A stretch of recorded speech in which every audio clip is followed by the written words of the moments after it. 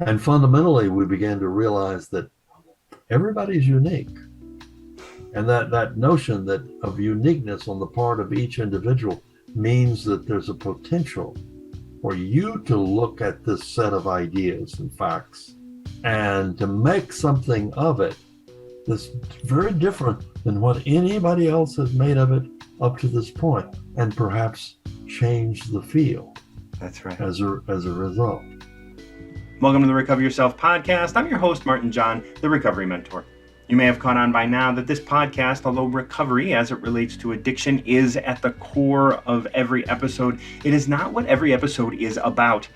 And this episode is no different. Today, we're talking all about education and the future of education. As you listen to this episode, I want you to remember that recovery and recovering too are still at the core here. My guest this week is Ken Bain, who recently released the book, Supercourses, The Future of Teaching and Learning. And we are talking all about what a supercourse is and why they are so important. I encourage each of you to pass this episode on to any educators you may know, because this idea has to spread so that we can fight stigmas that our current educational system is at worst perpetuating and at best ill-equipped to address. Our education system has set up millions of us to fail in one way or another, and it may very well be a contributor to, if not the cause of, a lot of the stigmas that exist in the world today. Failing at something, as many of us would agree, is not a bad thing, but it is drilled into us that if we fail, we are unworthy or not good enough. And very seldom have I seen that not spill over into our identities. Failing at math can lead you to feel not good enough in all sorts of areas of your life, not just when it comes to figuring out the area of a room. Not doing well in school probably contributed greatly to my having struggled with wanting to escape through substance or behavior. And that is why this episode is so important to me. Supercourses look at the big picture and ask the big questions, and today, I do that in my life everywhere. But I didn't learn that in school. Ken, oh my God, I'm so excited to have you here. Thank you for joining me. My pleasure. I read Supercourses and it blew my mind. If Supercourses were something that I knew about 20 years ago, I might have been excited about school. Can you just give me a primer on, like, in simple terms, what is a Supercourse? Well, I guess the shortest definition, but still a bit inadequate, is that they follow the research on how people learn and how best to foster a very deep learning on the part of the student. And by deep learning, we have a very specific definition, namely that it is learning that has a sustained and substantial influence on the way people will subsequently think and act and maybe even feel. But in terms of what they do, is that once people began looking at the research on deep learning and how to foster deep learning, they realized that a lot of the things that are traditional in classrooms may even be counterproductive to deep learning, but certainly do not always promote deep learning. So what are the differences? A supercourse is built around big, fascinating questions rather than around topics. And the emphasis is on the questions. And they're questions that are intended to be self-motivated, that the learner will be driven by those questions. And that the learners will have an opportunity to try doing whatever it is they're trying to learn to do, be able to get some feedback, and to be able to try again. Yeah. And at the same time, they will be able to work with other learners pursuing the same end. Presuming that every student has a different angle to attack the problem. Right. And that they all benefit from that kind of collaboration. Often supercourses create small groups within much larger classes, groups of 5, maybe 6 people who are working on a project together, who are working on a question together and struggling with that question and getting feedback. And some of this should be quite familiar to any, certainly college university professor who has responsibilities as a learner themselves. Yes. And often college and university professors have two jobs. One, and often their primary job, is their own learning. And they're charged with learning something that nobody else knows. That's called research, original Yes. research. And then they're charged with helping other people learn, the people in their classrooms. Yeah. And sometimes they don't think about, well, what do I need in my learning? And how can I provide the same atmosphere for my students? Mm-hmm. And that's what super courses do. Yeah. And that touches on so many things. One, the individual's interest, right? Because we can look at, like, the professor has to do research. Well, they're not going to do 5 years of research on something they don't care about or isn't in line with them. Right. And yet we have the students that they teach just kind of like, we're regurgitating things that they have to learn. And this idea of like, well, you got to pay your dues, this whole idea of paying your dues or doing these things. And it's just like, no, as a third grader, you have something to offer. And as a college student, you have something to offer. But, one of the things that I talk a lot about is living under the influence, and living under the influence of this idea that, like, of education, living under the influence of, like, your teachers and how they perceive you and how they think about you as a student. Because if you don't do well by learning, because I didn't do well by learning in school, which is why I mentioned earlier this idea that, like, I would have been excited about school had this been presented to me. So it's interesting to me that, like, we are learning about ourselves and what excites us. Mm-hmm. Exactly. Yeah. Basically, on intrinsic motivation, and appeals to that intrinsic motivation, rather than putting the teacher in charge and saying, I will require you to do this. And it basically means that if we can't reach people intrinsically, we don't reach them at all.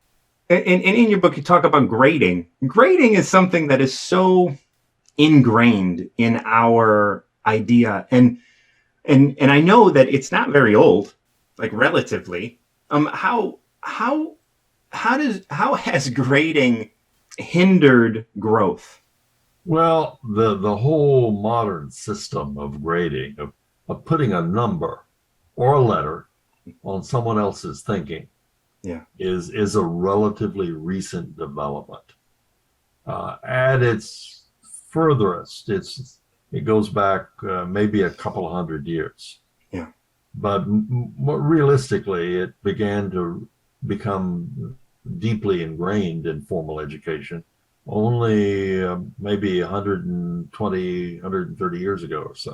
And what happened is that while its original idea is that we're going to be able to make education better by being able to make judgments about how well we are doing, it became an extrinsic motivator for students. And it's one that faculty members often easily appeal to. Yeah. Learn this because it's on the test. This is going to be on the test, so pay attention here.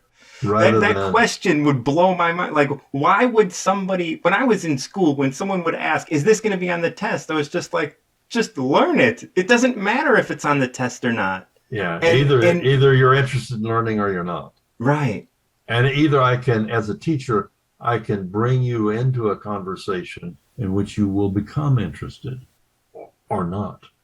And many of the super courses simply begin with something that the students are already interested in, and help them to see a connection between that current personal interest and the subject of the course. So in everything that I do, I mean, I'm coming from addiction recovery world.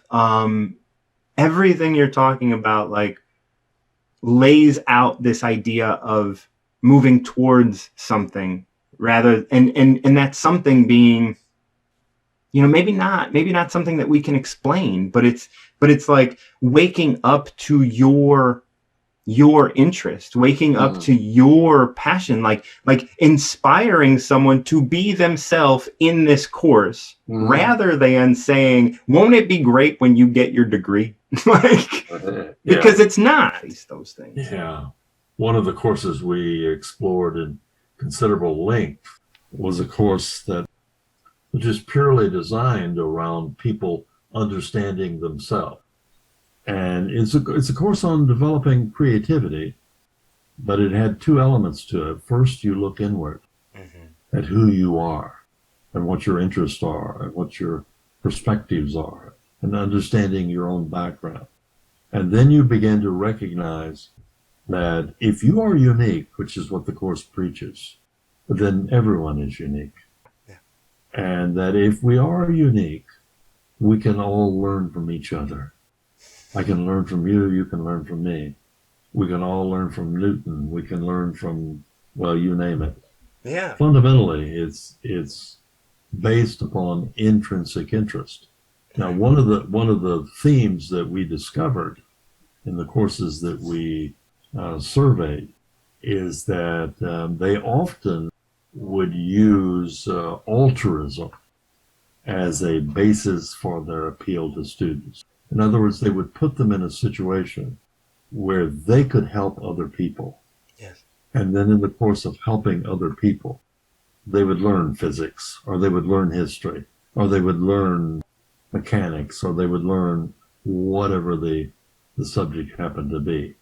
And we began to call that a passion-driven environment. Yeah. Where maybe the questions that you raise and organize the course around are bigger than the discipline, are bigger than the course. But in the course of pursuing those questions, people learn chemistry, history, mechanics. What I don't know why I'm picking on those subjects. No, you learn everything. You learn how to think. You learn how to be. Yeah, you learn whatever the object is. You learn how to do what you're doing of operating a studio and learning editing and other kinds of things. But you do it in part because it will help you to do something that helps other people. And people are certainly began to recognize that altruism is a very powerful appeal to students. And it can be an appeal to so many if we can take greed off the table. Yeah. And greed comes from wanting a good grade, right? When we tell people, well, we're going to grade you in your class and there's a curve and like there's one person on top and one person on bottom or whatever, like there's this greedy competition-based sort of history of learning. Would you agree with that, or am I? Oh, yes. I mean, that's part of the system, or at least it became a part of the system for many approaches to grading. Now, it doesn't have to be, and it isn't always. Certainly, and there are classes that have always been an exception to that generalization. But the idea behind the super courses, I mean, if you think about it, okay, there's several basic questions that you have to answer about your grading system. Right. What does the grade represent? Does it represent where students are in reference to each other, or in reference to a standard? And too many times, the answer that people actually use, without even realizing, is that they set up a class in which the standard was in reference to each other. Yeah. A third possibility, of course, is that it may be a standard in reference to themselves. What does it represent to grow? What does it represent to expand your own abilities and your own knowledge and your own understanding of yourself and the world and how you operate in that world and who you are as a human being? Yeah. And the overwhelming majority of the time, it's what does it represent in terms of how you stand with each other. So Right. people grade on a curve, and there's so many A's and there's so many B's and there's so many F's and so forth, which is at minimum, it's a mean way of thinking about life. Right. And the people who operate in that system don't mean to be mean. It's just that that's the nature of the system. Right. And what super courses began to do is to move away from that and began to say, okay, how can we operate in reference to a standard? And maybe yes, maybe at times it's a standard that is defined by the community. Mm-hmm. If I want to become a heart surgeon, there's a standard that I have to meet. Yes. That I want my heart surgeon to meet a certain standard. That's right. And it's defined by a community of knowledgeable peers. Right. But there are other standards that can be defined by the individual in terms of what I want to do. Right. It has nothing to do with the profession. It's just in terms of who I'm interested in being and what I'm interested in doing. I set out a few years ago to learn as much as I could about Mandarin. And I gathered together some resources. There's a part of my family that comes from a Mandarin speaking background. And I gathered up those resources and other resources, and I set out to try to learn to do so. Well, today, 我说的不好，可是我说的一点普通话, which means there you go. I speak poorly, but I do speak a little Yeah. 普通话, Mandarin, and the people's language, as that phrase means. Now, if I had been in a formal educational environment, I don't know whether or not my efforts would have earned a quote passing grade or not. Right. But I don't care. In that particular case, it was for my own self-satisfaction. So why do we have failing grade? Now, when I say that, often people say, oh, well, we have to have standards for that heart surgeon, for example. Right. But no, I'm not talking about doing away with standards. No. But at minimum, whether we degrade entirely or not, at minimum, it seems to me that there seems to be no justification for a quote failing grade. Why don't we have instead what Carol Dweck, a psychologist at Stanford, has suggested, namely a not yet grade? Yeah. I haven't mastered Mandarin yet. Right. I haven't mastered heart surgery either. So that would be a not yet grade. Yeah. But some scarlet letter, an F, around my neck or in my transcript, why do we do that? You know, we provide more punishment for people who try and have not yet succeeded than we do for people who don't try at all.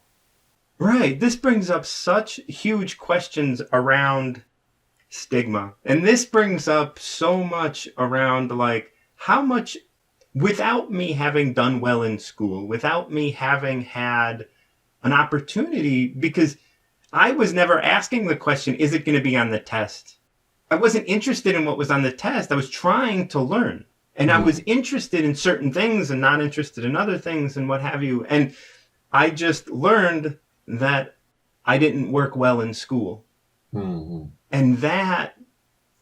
And nobody helped you learn those things. No. I mean, or develop the interest in learning those things that were initially outside of your realm. My realm. And once I got out of school, I started learning like gangbusters because it wasn't compartmentalized. Now I can learn how math and my art and swimming and the air all work together, and it just made more sense. I remember after I had left school, I was up one day at like 1, 2 in the morning or whatever, and I was just like, wait a minute, all of math is true. Like, you can't Like when you take a number, and I was doing math problems, Hmm. like just because I was like, oh wow, like I understand math for the first time. And this was years after I had been out of school. I mean, I was sober at that point, so it was beyond 26.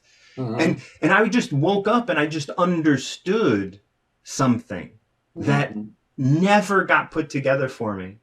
Yeah, yeah, yeah. It was And beautiful. yeah, and some people might react to what you're just saying and said, "Well, that was your responsibility." But wait, no. The problem is that formal schooling often destroys interest rather than building it, because Yeah. we have a lot of evidence, uh, initially collected by DC and Ryan, and subsequently by lots of other people, that, and I like to put it this way, that human beings are ornery creatures. We like to have self control, Yeah. we like to operate on our own. And when an institution like schooling, for example, takes all self interest and self initiative away from me and says, no, the person standing at the front of the classroom is in charge of my life, human beings often react to that, and it destroys interest. Now, some may bow to the commands, but that's not the same thing as having a deep interest. So the problem is that a system that is developed and operates solely on the basis of extrinsic rewards and punishments, it'll be on the grade, you better learn it tends to destroy interest. And I think that's probably, I don't want to put words in your mouth, No, but no, I would never go back to school now. Like like super courses are really interesting. But here I am, 46, going. I don't know that I'd want to go through that anyway. Like I'm living a super course. yeah, exactly. So one of my interesting, like I'm always want to include people, and super courses seem to be very inclusive. Type A personalities, people who have traditionally done well, the 12% of people that like go to school, they do well, and they belong there and all of that. In the system that we currently have, how do they take two super courses? Like, how have you found or studied that how do they integrate with a super course when it's like, what's going to be on the test? There is no Just have test. to Yeah, learn. yeah.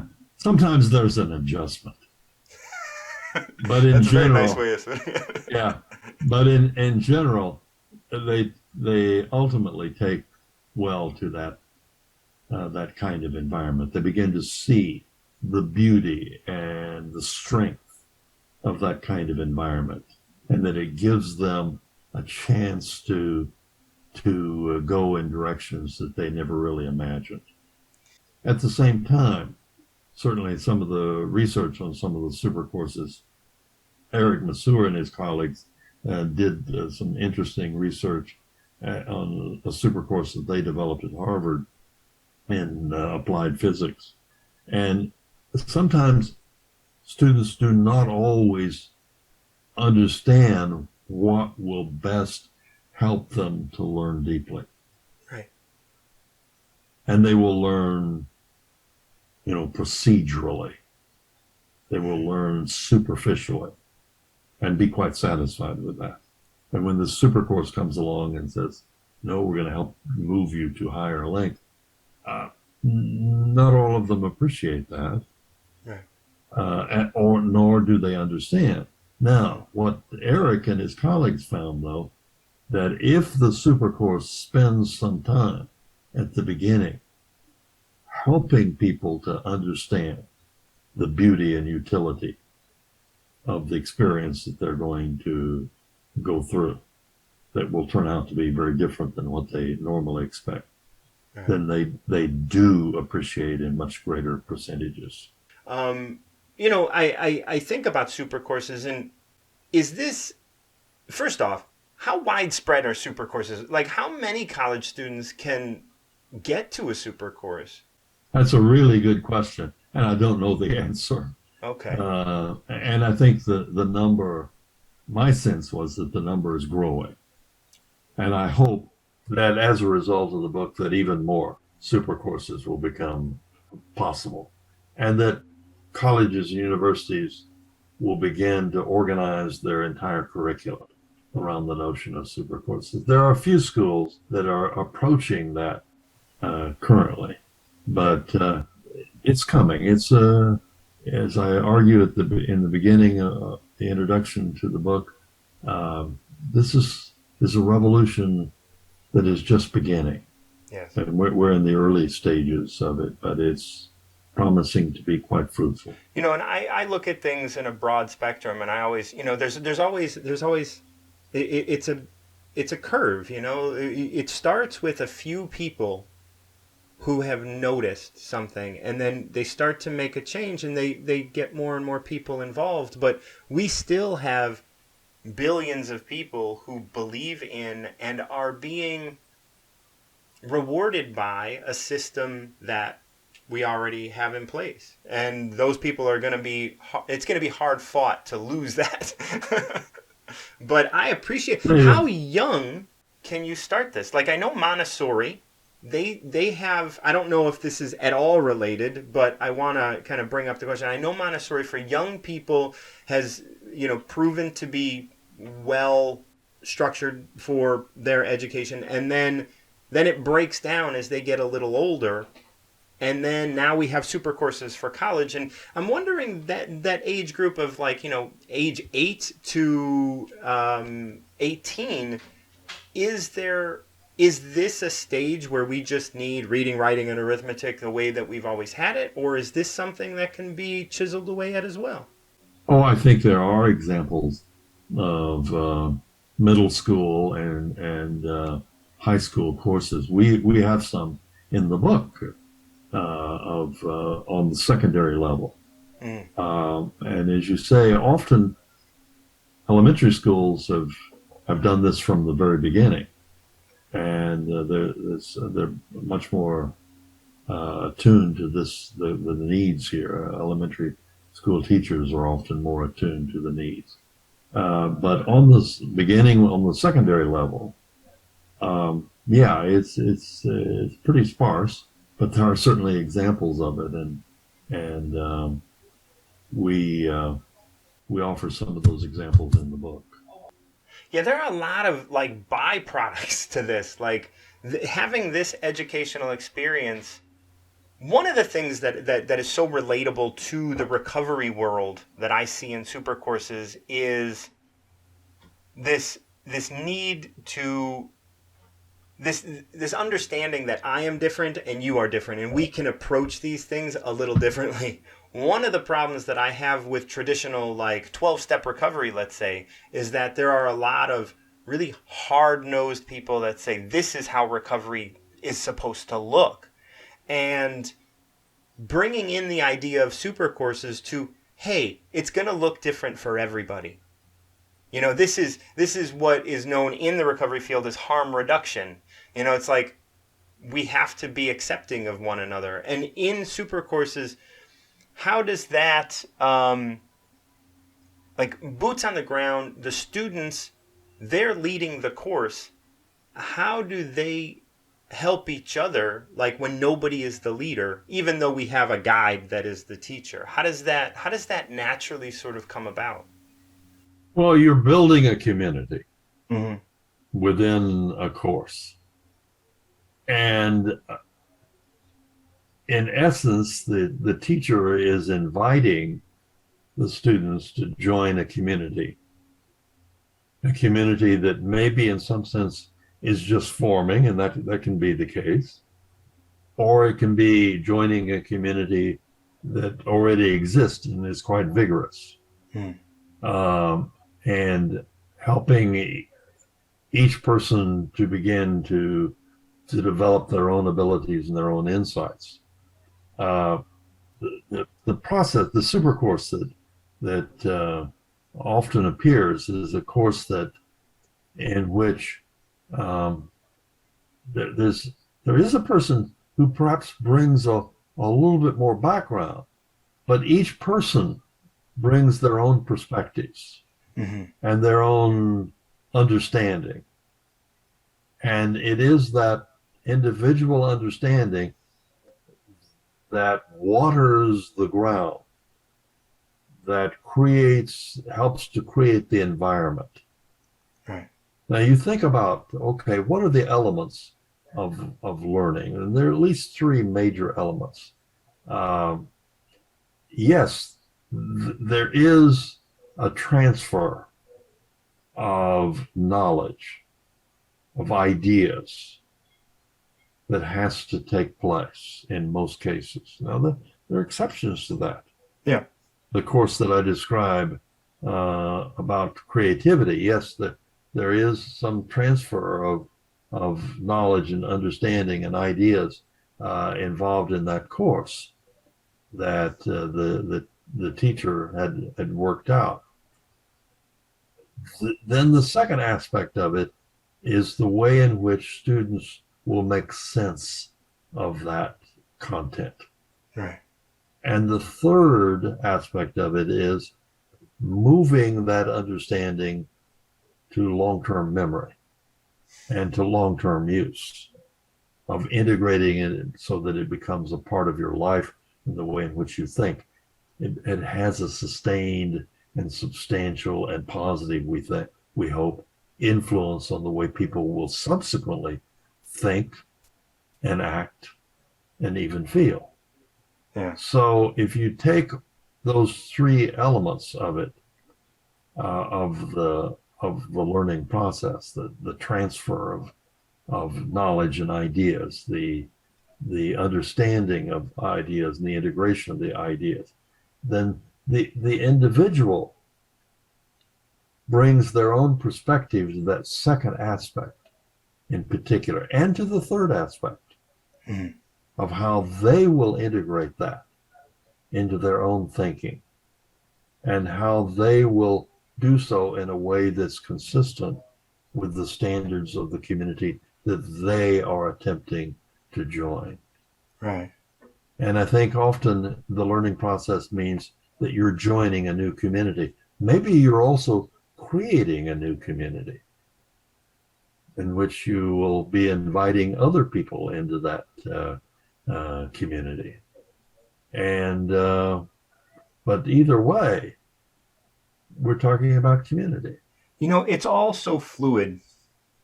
And one of the things that we talk about is that one of the things I talk about is that there's no right answer. There isn't a right answer. Like in heart surgery, yes, there's a right answer. But Well, even there's something new to learn.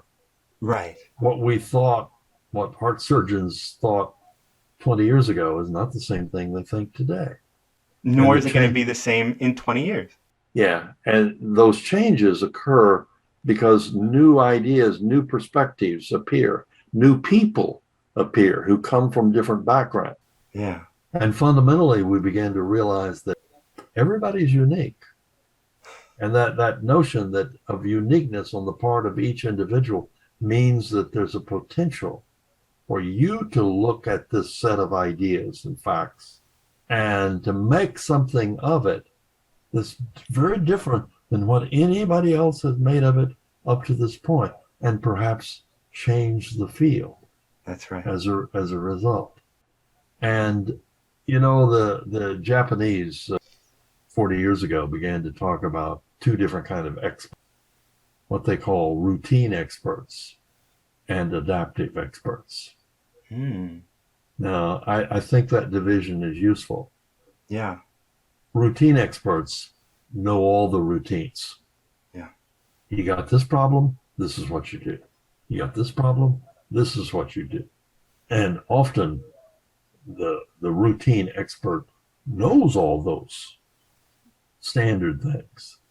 But we're living in a world that is changing so rapidly. Yeah. We often don't even have standards for the problems that we are facing. And how do we invite people into the conversation who are going to be adaptive and who will say, let me question that. Right. Or perhaps maybe let me invent something. A few years ago, we had a hole in the Gulf of Mexico. Remember that one? It was spewing oil out or some such thing. Yeah. Never had that before. Right. So we need adaptive experts who can take what we think we know up to this point and fashion something new. Well, now we have holes in our atmosphere. We have holes in our social structure. We have holes in who we are. We have holes in everything. That's right. And we need adaptive experts. And the traditional approach to education is well suited to build routine experts, but not adaptive ones, not inventive ones, not creative ones. And that's what I think super courses are better situated to do. They are amazing, and I'm so excited about this. And I can't help but notice that you're a bit older than I am. And have you noticed that? So I mean, you grew up and you came up through a time when everybody believed everything was stayed. Everything was going to be the same. In my mind, as we are today, we've experienced over the last 30 years so much change in everything. And not that you didn't experience change in your life, but the education system, the way that the government ran, the way that we expected everything's just going to be the same all the time. And that's how it seems to me. And there was certainly there was certainly a lot of that. Yeah. I'm not sure what see, I'm a historian. Please, opening my mouth like I'm not. Well, no, maybe I am. Yeah. No. But you're raising a historical question. Yeah. And I'm raising a historical question about maybe consciousness and the ideas that people carried versus the ideas that people carry today. I'm so excited that what was something that sparked this journey into super courses for you and just understanding them? I can't point to any handful of things, but it was a collection of experiences over many years. In some cases, there were a few courses, a few experiences that I had. One of the central courses that I described, I won't tell you which one, keep that a secret.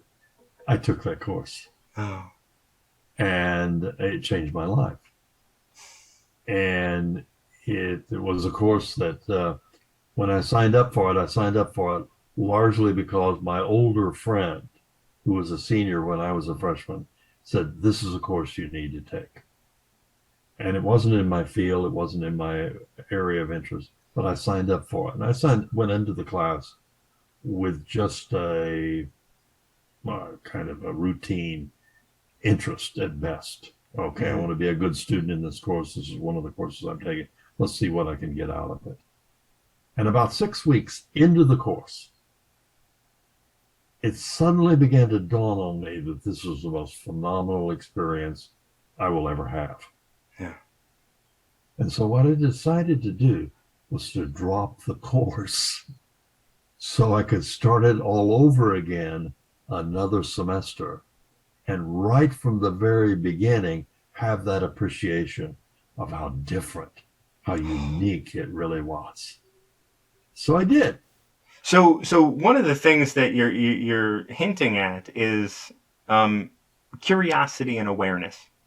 Yeah. These are the two things that I talk about in this idea of recovering to something. It's you need these two things. But curiosity, if you're afraid of getting an answer wrong, your curiosity is in the toilet. Mm-hmm. You're just looking for the right answer. Yeah, exactly. To that end, another important feature of super courses. There are 21 features that we outline early in the book, as you remember. But one other aspect of it is promoting productive failure Yes. so that people began to accept that to grow, I got to fail. Mm-hmm. And I've got to be okay with that. Rather than living in a system that says failure is something you don't want to have. Right. I was doing some workshops for the faculty at a well-known liberal arts college. Again, I won't mention the name. But one of the participants in the workshop suddenly stopped and said, you have used the word failure multiple times. And I later listened to the recording and I had used it twice. And she said, you use it in your book. I looked at the transcript of the book and I had some computer count the number of times I used the word failure. And I think it was about 6 or 8 in the whole book. But in her mind, I was using the word failure. She said, we don't use the word failure here. And after I had time to think about that, I thought, oh, that's a failure. Because it's far more productive to use productive failure. Right. And to accept that.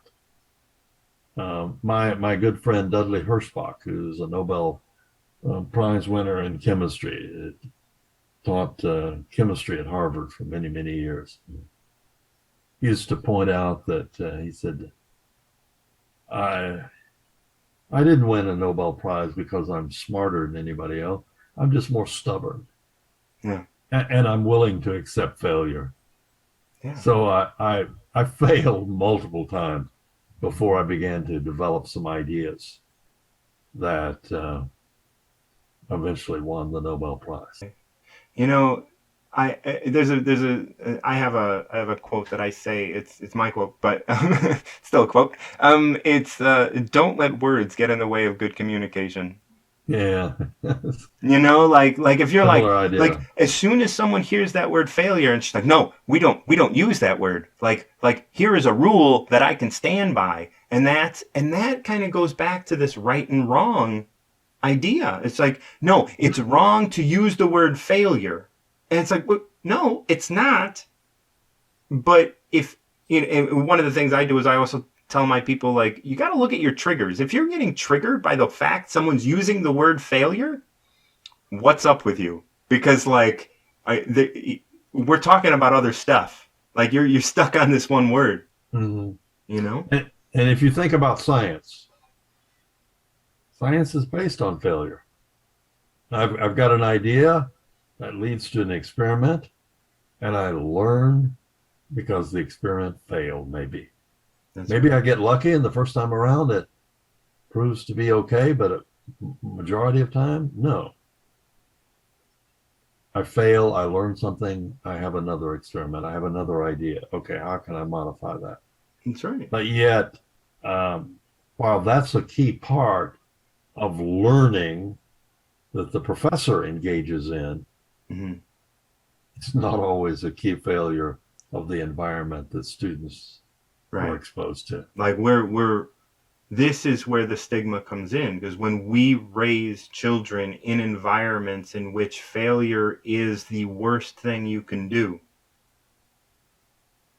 and it is essential to your growth, and we don't equate those in the home or in the school, mm-hmm. we can create a lot of fear in those children that are taking a test.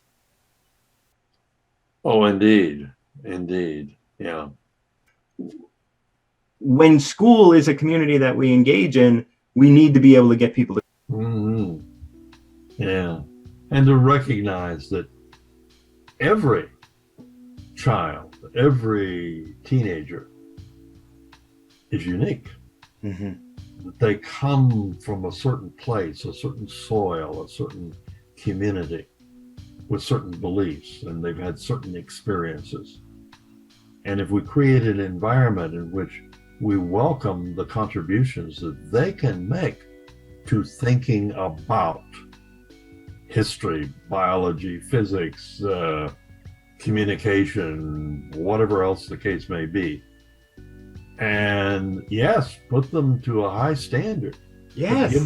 Give them that opportunity to try, to fail, to receive feedback, and to try again, and Yes. to do that multiple times without giving them marks. Right. You know, the super courses, it occurred to me one day, use the metaphor of the tree.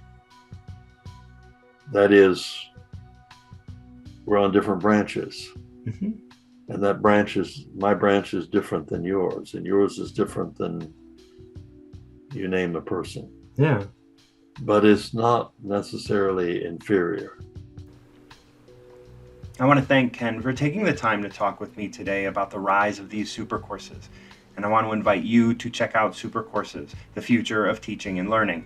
Please tell your people in the field of education to check this out as well. I am very excited about this book, and I am receiving no compensation for my excitement for it. I hope you see the benefits to this educational approach and how it can contribute to our world and the lives in it. I always say we need you, and these courses seem to be a way to get more of you out into the world.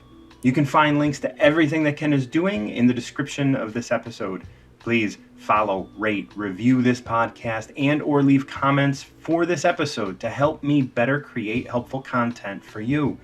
Support this show at anchor.fm or support me and my work at Patreon, where you will get access to unedited content as well as writings and access to supporter group portrait sessions with me.